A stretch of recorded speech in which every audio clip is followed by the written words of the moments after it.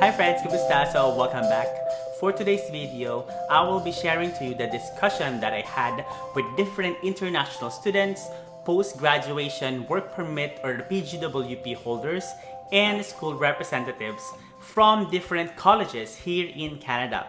They are from Okanagan College, College of New Caledonia, Confederation College, Saskatchewan Polytechnic, Northern Lights College, and yours truly from Conestoga College. We had discussion through Zoom and we discussed about our lives, our experiences, journeys as an international student, and also post-graduation work permit, and as well as the updates from different colleges in Canada. By the way, if you don't know me, my name is Jason Jim and I am making videos about international students, workers, and even residents here in Canada. So don't forget to click the thumbs up, subscribe to my channel, and I also suggest to hit the notification bell so that you will be updated every time that I post a video. Also, I recommend to watch till the end of the video as the school representatives will tell you when are they going to accept for international student permit application for the year 2021. So don't miss out and watch till the end. Alright, so just to give you a heads up, this is actually a webinar session. So there will be small photos of different people, but as you know, I will be giving you pop-up notes so that you have your own reference as well. So let's begin. I've heard this a lot when I've been to the Philippines, and I think we get a bad reputation. Okay. It can be cold, I won't deny that, but we also have 4 distinct seasons. 3 of those seasons aren't cold. Only one of those seasons are cold. For instance, tomorrow it's still summer, it's going to be 30 degrees Celsius here. So we do have a lot of warm weather as well, and I would say even our cold weather is warmer than if you're on the coast, because we're such a dry cold. You know, it's not a wet cold near the ocean. So I would say, you know, even minus 20 or 30 here is warmer than you'd find on the east or west coast. And I've been to both. Our winter usually doesn't start till about November, and we're usually done by the end of February. But it can be different. Some years it can start late November. It just depends on the year. We have a hot, dry summer, and we do, because we are inland, we have what we call sort of a drier climate even in the winter. We don't have the dampness. So even we get about 2 weeks that'll be minus 20. But again, as Graham said, it isn't that bad. You just get used to it, and our students get used to it. So It's very surprising because apparently in Canada there's 2 types of cold. What we call the dry cold and the wet cold. If you're going to compare in Vancouver, for example, it rains 9 months out of 12. Yes. The feeling of cold in Vancouver is a lot more harsh. It hurts compared to the kind of cold that it hurts, yeah, especially if you have rheumatism or something like that. Other than that, or arthritis. Other than that, but if we're going to compare that in the north, we have the Rocky Mountains in the northeast of BC. We get dry air, which means it affects the kind of feeling, the kind of cold that we have up north, which is only the surface. You're fine with proper clothing. As what most of my Canadian friends tell me, there's no such thing as bad weather, just bad clothing.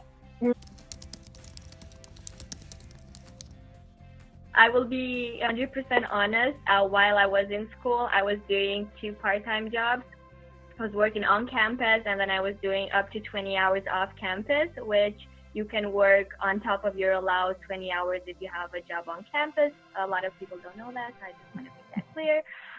While going to school full-time, and I was able to save, pay rent, day-to-day expenses, but I honestly couldn't save the whole amount. Yeah. But it's not impossible. During this summer, I switched to 3 part-time jobs. I was doing a whole month. I did in July with literally no day off.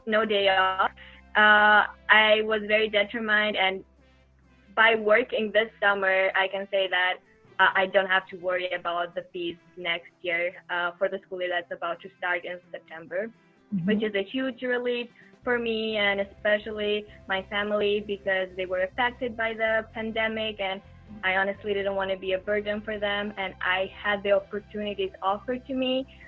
Canada gives you a lot of opportunities, so I made sure to take advantage of everything it was offered, and 3 months of hard work paid off for my whole school. My parents paid my full tuition, so Uh-huh. I can deserve it. But then I'm paying my own rent, doing my own allowance and cost of living and everything. So at least I could say I'm a grown up already.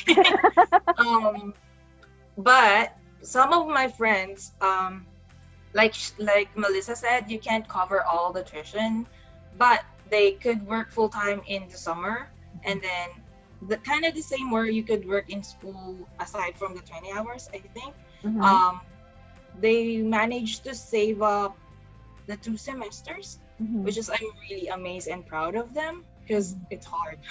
Yes, it is quite challenging. It is. Oh gosh. Okay, kudos to them. Yeah, with the part-time job, we can it is just exact for the living expenses. But how I can for right now, I already save up my 1-year tuition fee, like my remaining semesters. I did it this summer because we can work full-time, so you just need to work hard. So just that you need to sacrifice your time because right now I am not having my day off like Melissa because I need to save money, right? Yeah, but the good thing is after this summer, it's all done because you'll not have any problem with this upcoming semesters. And after that, you can work full-time. So it's all good. But yeah, you can do it.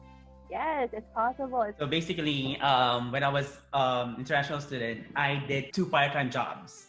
The reason why I had the 2 part-time jobs, I didn't work on campus, but just off campus. Because I know that not all companies can give you immediately 20 hours. I asked those international students as well, just to know what's gonna be my plan, So what happened was I was working in a hotel that time and also in a Mexican company. That's a good thing here in Canada is that you can provide your specific schedule.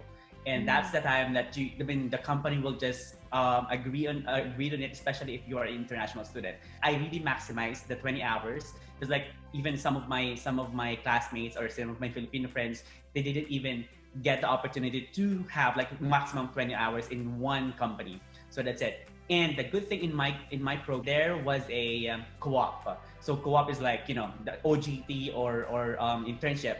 So it one whole term, which is paid as well. So I was working full time in the Mexican company for 9 to 5 or 10 to 6, something like that. And then afterwards, I had as well the part-time job at the hotel. So same thing with other international students.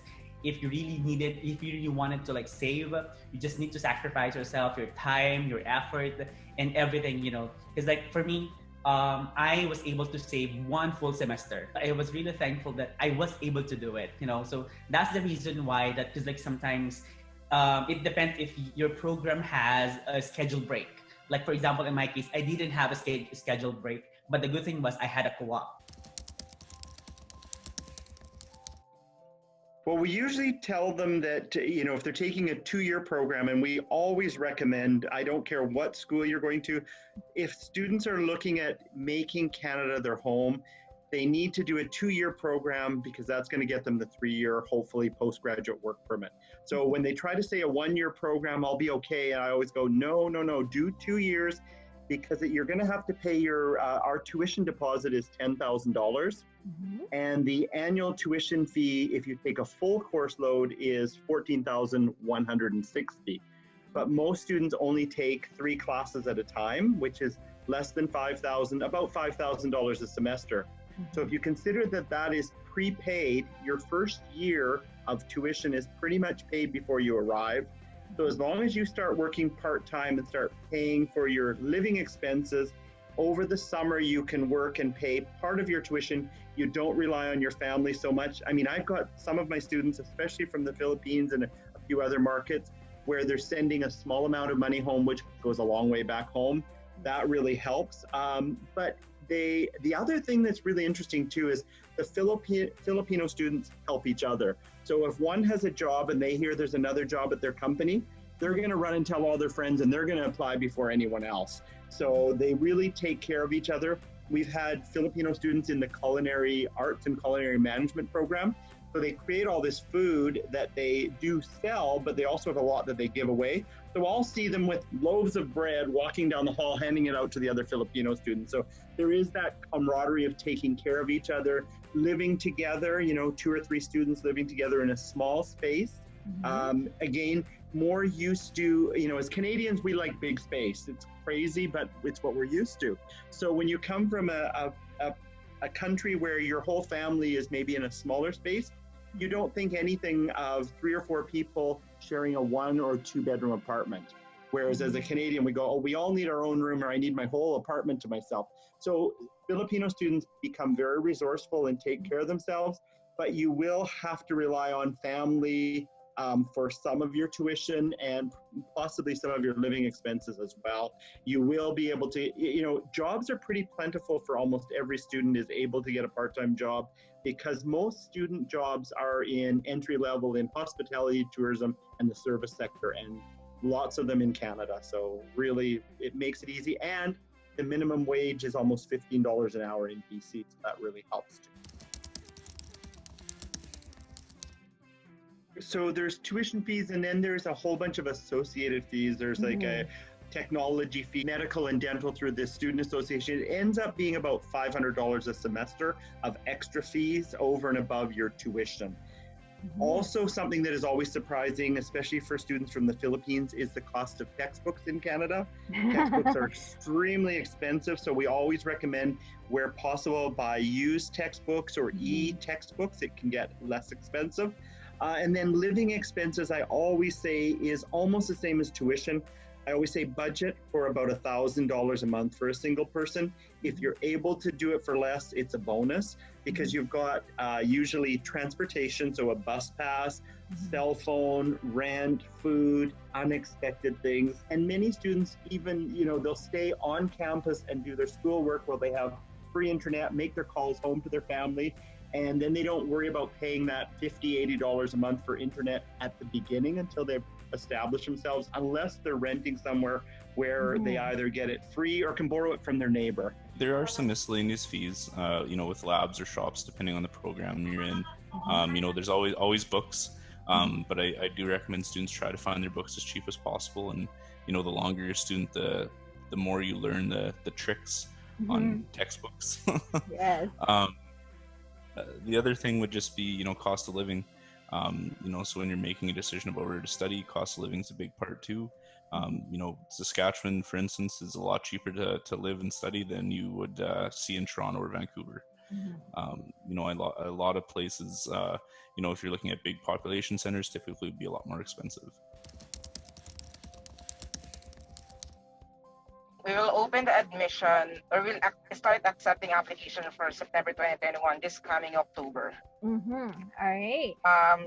Right now, if they send their application, I'm just gonna tell them to resend it in October. We will accept them starting October 1st, 2020. We do still have seats for January. We don't accept new students into May, so that is only for continuing students. So for January right now, we have seats in our business programs and our arts programs, and that includes things like kinesiology, criminal and social justice, and a few others. We started accepting applications for September 2021 in October.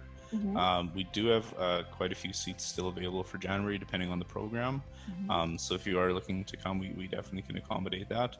The other thing I'll just remind all students is the current order in council in Canada to travel to Canada gets updated at the end of August, so there's something to consider there when you're looking at choosing a program with COVID-19.